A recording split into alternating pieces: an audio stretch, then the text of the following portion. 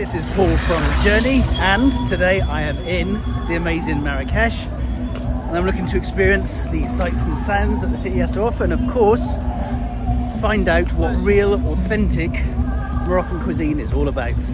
I'm actually here on my own at the moment, just for the day, in the city. Later on this evening, my other half, the lovely Hayley, and our new little baby, Marble, or Matilda, will join us for the evening's madness in the Fnaa, which is this square here, which it'll be full of stalls, pop-up restaurants, spice markets and fruit markets, people trying to sell you things, hello, and snake charmers, monkeys, basically anything you can shake a snake at. But for now, I'm just going to explore the city, the Medina side of the city, which is where you find a lot of the kind of, I don't know, artisan products and foods and little alleyways, which I'm very, very excited about. So let's explore. This is the northern part of the main square, Jemaa El Fnaa, which is where you'll find, I don't know, maybe 10 to 15 different entrances through little streets, which is how you get to the Medina and the souks. And that's, for me, that's the really interesting part of Marrakesh. Look at this. Immediately, as you enter the Medina, this is what you find. Which reminds me exactly of Aladdin's Agrabah. It's just stunning, with lots of little side shops selling everything from shoes to shirts to Persian rugs to plates, tagines, tangiers, everything. It's just gorgeous. Look at that, freshly squeezed. Look, hundreds of pomegranates here, and you see them everywhere. They're absolutely everywhere in the streets. I've just come from that direction there, which is the Medina, or deep into the Medina, and then I've just come to the edge of the wall, which is just behind me. Let's see what this tastes like. Healthy? Something like that? Beautiful. Oh, pomegranate has to be the nicest fruit in the world, with the crappiest tasting seeds in the middle of them. You can do what you want with the seeds, just give me the fruit. Of course, Morocco is a dry country, but I passed a little place called Palais Donab, little riad, right in the centre of Marrakesh, where, as it's a hotel, they can serve beer and wine. I couldn't pass up the chance to get a local flag beer, and lovely and cold it is too.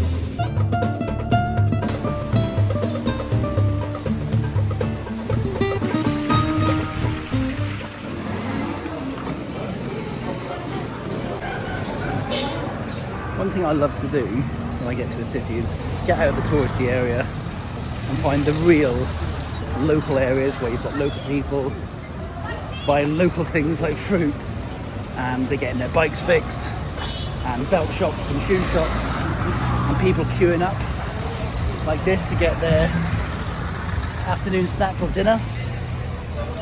Only locals, of course, no tourists. But it's where you get, you tap into the lifeline of the city and find out what is a place really like, rather than that kind of heightened touristy feel that you get right in the centre. Although I do enjoy that as well. This must be the quiet before the storm. Look how quiet this is. It seems in the last hour the streets have just emptied. They're still open, not much going on. It's quite nice.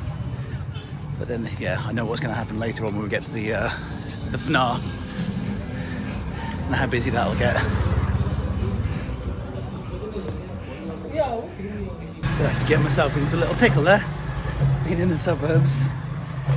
A guy came up to me, and then I saw another guy from the other side of the street. There's nobody else around, and the other guy winked, the guy that was trying to talk to me, and then just got down these little alleyways, and there was literally me and this guy, and he started getting close to me.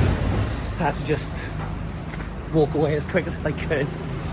So kids, I think it's very, very safe in the touristy areas. Everybody's really friendly, but once you get out into the suburbs, it's just have to be very, very careful that you're not kind of on your own down a dark alley with somebody, not knowing what they're trying to tell you or trying to get you to do. But yeah.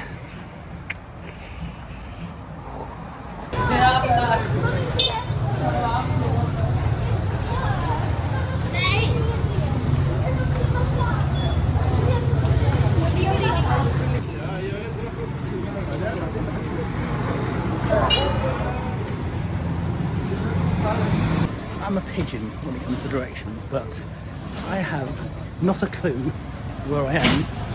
I've been wandering around for about an hour. And I'm meeting Hayley in about an hour.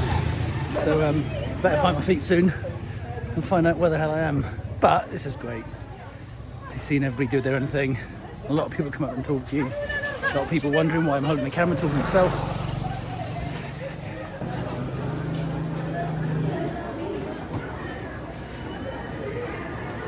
I'm back in the Fnaa. I found out where I was. I had to ask some tourists. So here we go, back in the centre before the evening kicks off, and you can already see that they're setting up their makeshift pop-up restaurants, which I'm very much looking forward to trying later. With all of the getting lost and exploring around the city, I haven't eaten, and it's now time to meet Hayley for the evening. So I'm just off to the drop-off point where we'll head into the Fnaa and enjoy the smells, sights, tastes of the city. Here she is. Hey! There's little Baba. Half asleep. You half asleep, Baba?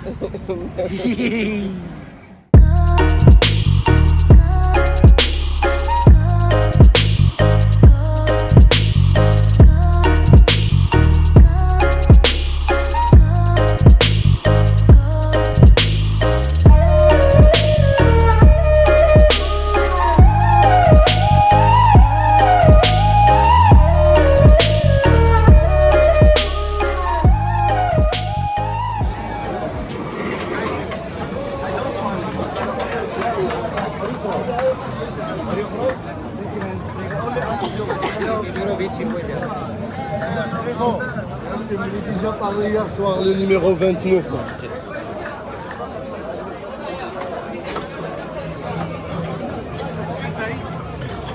Hello? No, we don't touch you now, respect. It's okay.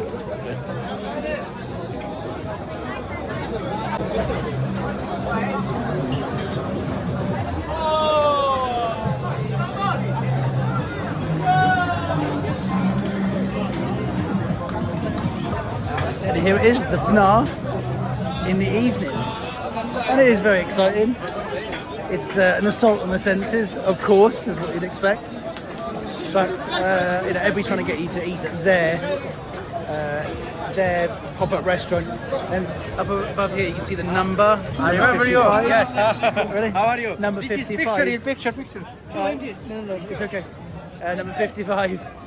Then you've got number 16, number 13, and so on. So everybody's trying to get you to come back to their number, and we're here at our restaurant.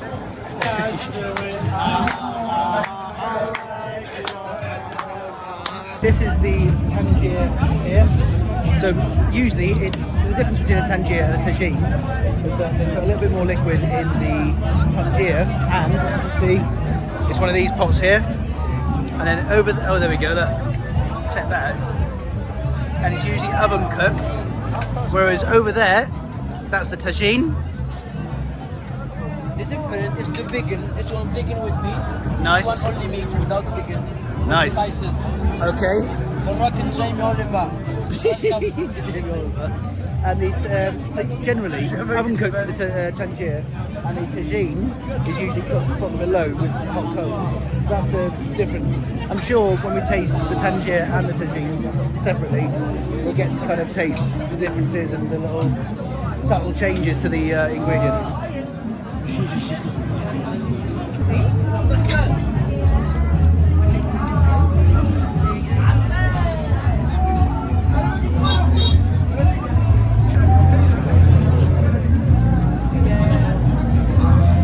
Thank you. Thanks very much. This is what we came here for. What we've got here. We've got the, well, they say it's lamb, I think it's mutton, Tangier, not tagine.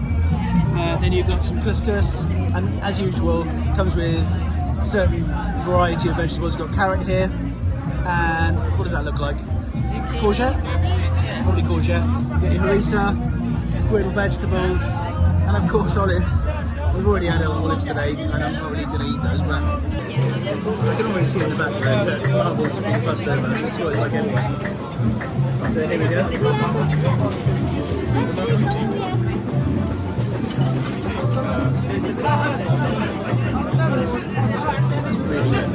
What I like about it as well, so usually if we have some sort of lamb or goat, that sort of meat, it's usually heavily spiced. What I like about this, it's not heavily spiced. You taste saffron, cumin, quite oily, but that's for the couscous.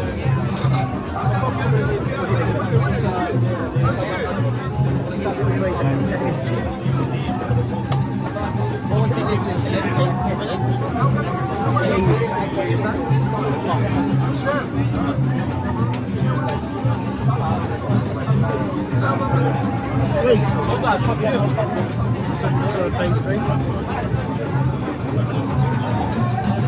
Here is the couscous. We have couscous a lot in the UK,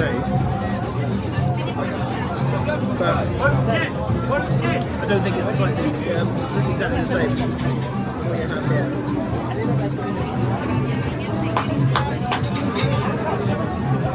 Really different. It's much lighter. It hasn't got loads of flavours like we have in supermarkets these days. We have like Mediterranean flavoured or Thai flavoured couscous. This is quite plain. I think the idea is you have the lamb with the couscous. The couscous soaks it up like a curry in India with the rice. That's what's there.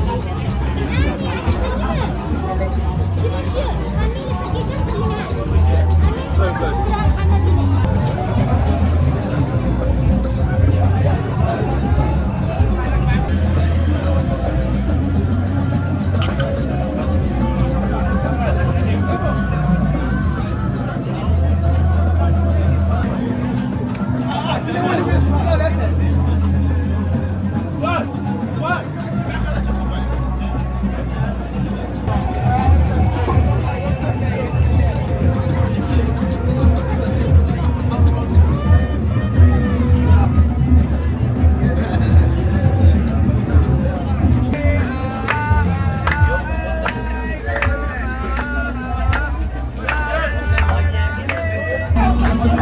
What's your favourite so far then?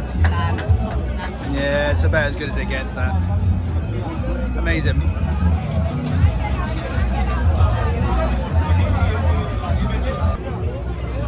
Can you take me through these spices in the tangier with the lamb? I can't say. Is it saffron?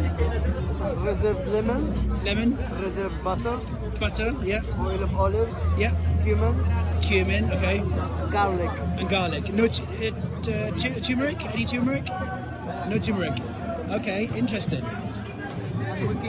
And we cook it slowly, like 5 hours or something. 5 hours, okay.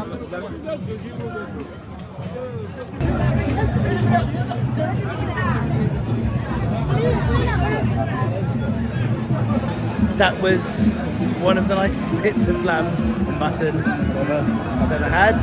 I say this every time I have lamb because every dish that we go for, we try and go for kind of local delicacies and local dishes and cuisines, and it just gets better every time. But I still love my Caribbean lamb or goat rather. But here we are, as expected, the mad Jemaa El Fnaa.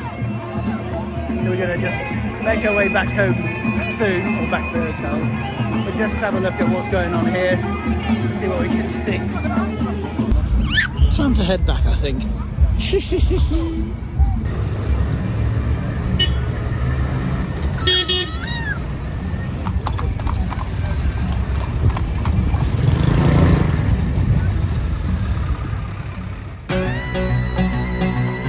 Marrakesh was everything you'd expect it to be. Loud and in your face, but incredibly exciting. We headed to the Atlas Mountains, just south of the city.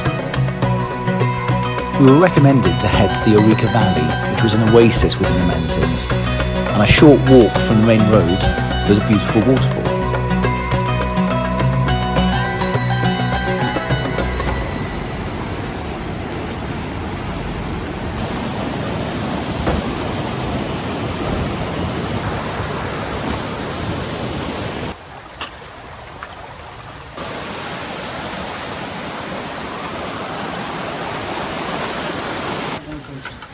hein, madame. C'est parti, hein. C'est pas les-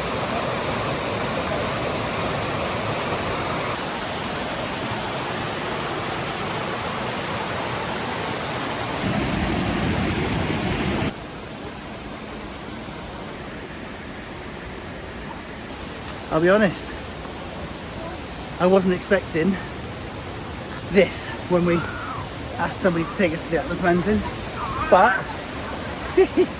it's great fun, but it's very hard work. As you can see, we're climbing fairly high, but yeah, it's good fun. I've only twisted my ankle once, and Bubba's been really good. Haven't you, Matilda? I haven't got a clue what's going on. Merci.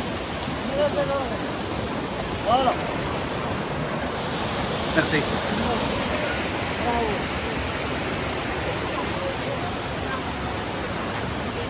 Woo-hoo-hoo-hoo. Ah.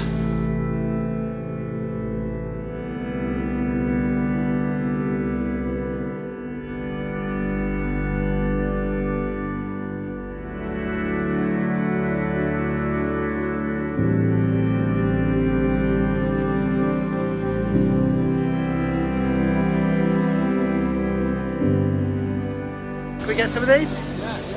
What are they? Truly tea. Look at those.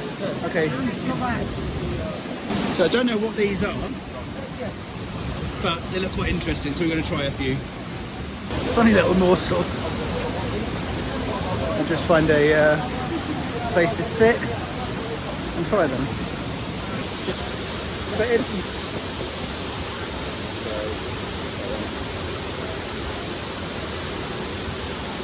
That's weird. It's like a kumquat.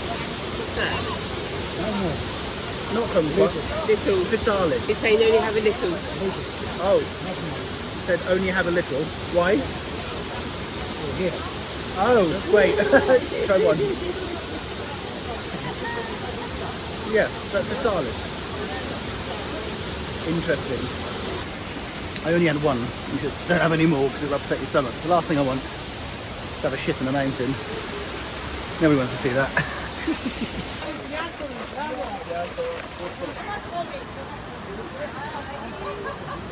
We're at the top. Can't go any higher.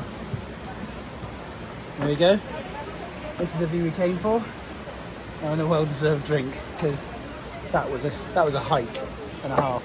I was not expecting it. We just said somebody take us to the Atlas, not this. But what a view! This is amazing. Check this out. Stunning. Smells of oranges up here.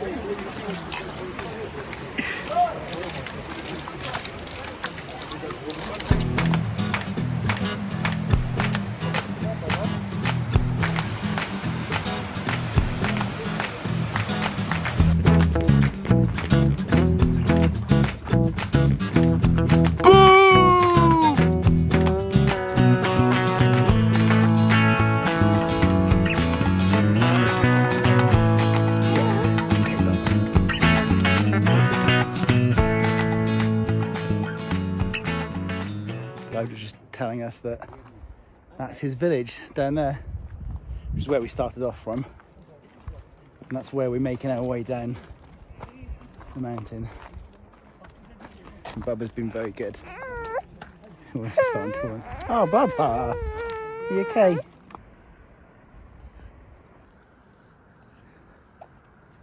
Very happy to be going down and nearing the bottom. I'm looking forward to. We've seen so many tagines on the way up here. People cooking tagines on the charcoal. So that's what we need now. Something to eat. Yeah.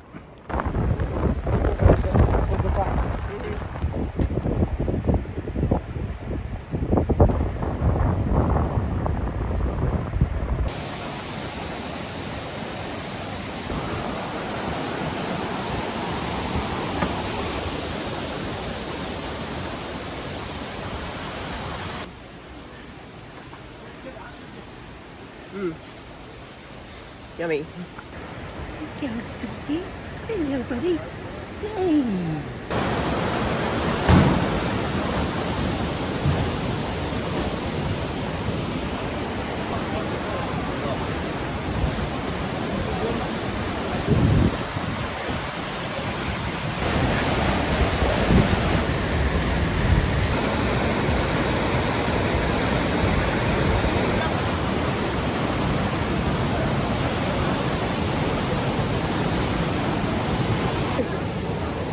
So after that, we're in this lovely little restaurant that we've been taken to by the guide. And as you can see, right next to the river. And usually this floods. So we're sitting where the river would usually be. There's quite nice little, what are these called? Big cushions, little marbles, asleep. Yeah, we're looking forward to that. We just ordered the tagine and Cous Cous. It's usually a set menu, so you've got to be careful of those tourist traps, but we said we just ordered tagine, was it meatballs, tagine and Cous Cous, vegetable Cous Cous, so we're looking forward to that because we're pretty... The restaurant's actually over there and the chefs are bringing it along this little bridge. Apparently these bridges, we heard from a couple that we met in Marrakesh the other day, that's why we came here, is that these bridges they have to put up every year because when the floods come down, this is underwater, so they have to put it up every year. Oui, merci. Yeah. Oh, look at that. It's bubbling hot. Perfect. Thank you. Ah, merci. Merci beaucoup. The Cous Cous with carrot, courgette and chickpeas. That's the first time I've seen chickpeas in the Cous Cous. And then what I really like, I've seen it a few times, but we've not had it yet. The jus, I guess, that comes from the meats that they cook in the tagines and tangiers. They serve it with the Cous Cous, get a bit more flavour, and then the meatballs. We were going to try the lamb, but we went for the meatballs in the end. Want to try one? Look at that. Oh. That's gorgeous. It's in like a tomatoey sauce. Can't really taste too much else apart from meat, which is perfect. Tomatoes, it's quite oily, so I know they put olive oil in it. They've got chives in it, egg. This bread we see served with every meal pretty much. When we first got to Marrakesh, Haley saw a little doorway with a glow coming outside of it. So we went inside and it was like a little bakery and it was pretty much pitch black. And there was one rolling out, making the dough, one rolling out the dough, then there was one person putting it in the oven, and then there's people come to get the bread to deliver to the restaurants locally. And some people were delivering their own dough, and then they'd be given a little ticket, and then they come back an hour later when it was baked. But it's a really good bread, I really enjoy it. There you go.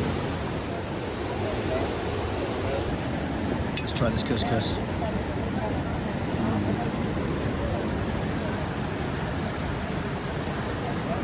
It's just so much lighter than what we have in the UK. That's lovely. And the vegetables as well. Can't wait to make this at home. Yeah.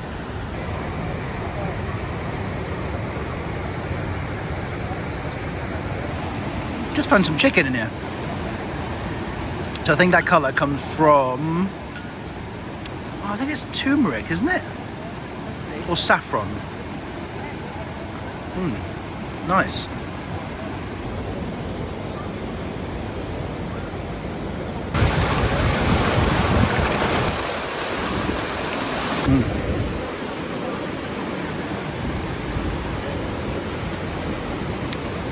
This is the best harissa we've had since we've been here. It's the spiciest one we've had, but we find it, in a lot of places, we found it a bit too salty. That's really good. What was your favourite thing, Hayley? Meatballs and the harissa paste.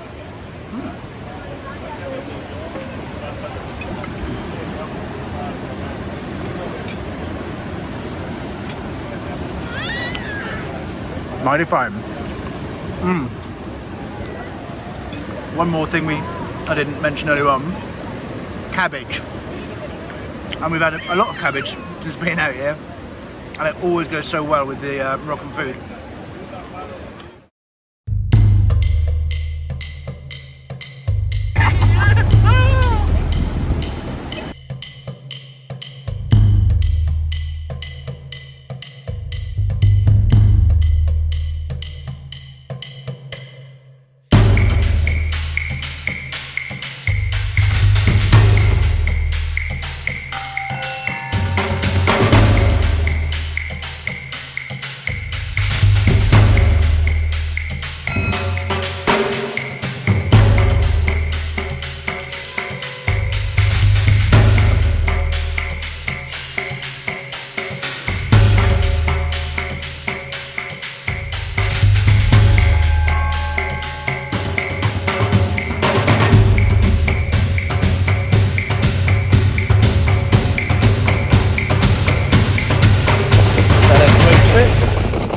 had fun, we've eaten some good food, had some nice drinks.